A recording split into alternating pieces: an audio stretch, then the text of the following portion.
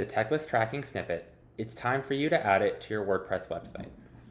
First, you'll want to go to the WordPress admin dashboard.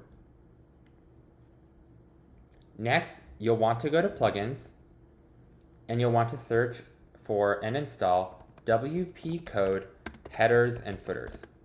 This allows you to safely insert scripts to the header of your website. Once you have installed the plugin and made sure that it is activated, go back to your dashboard and then click the Code Snippet section in your nav bar.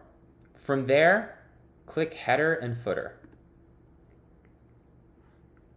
Once you see the Header and Footers page, paste the Teclaz tracking snippet into the header space, not the body and not the footer. Once the Teclaz tracking snippet is in the header, save your changes. Now you're all set and Teclaz is tracking all the activity on your website. In the next video, we'll go over how to verify that your events dashboard is tracking.